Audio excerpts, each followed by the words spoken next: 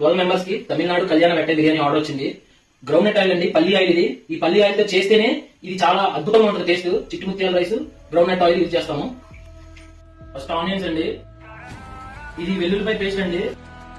ఇక్కడ ఏంటంటే అల్లం వెల్లుల్లి పేస్ట్ అంటే ఏ బిర్యానీ అయినా 500 గ్రామ్స్ అల్లం అయితే 500 గ్రామ్స్ వెల్లుల్లి పేస్ట్ వేస్తాం. కానీ ఇక్కడ అలాగా వెల్లుల్లిపాయ పేస్ట్ ఎక్కువ ఉంటుంది, అల్లం పేస్ట్ తక్కువ ఉంటుంది. ఎందుకంటే వెల్లుల్లిపాయ పేస్ట్ వల్ల హాని జరగదు. అల్లం పేస్ట్ ఎక్కువ వేస్తే బాగా కడుపులో బర్నింగ్ సెన్సేషన్ వస్తుంది. సో నాన్ వెజ్ తిన్నప్పుడు ఎప్పుడైనా మీరు చూసుకుంటారు బయట ఎక్కడ ఎక్కువ కడుపులో మంటలాగా ఎసిడిటీ లాగా ఫామ్ అవుతుంది. ఈ బిర్యానీకి అలా జరగదు. ఎందుకంటే వెల్లుల్లిపాయలు తొక్క తీసి మేము చక్కగా ప్యూర్ గా మంచి వెల్లుల్లిపాయలు వచ్చి పేస్ట్ చేసి వేస్తాం, ఎక్కువ వేస్తాం. అంటే డబల్ రేషియో అవుతుంది.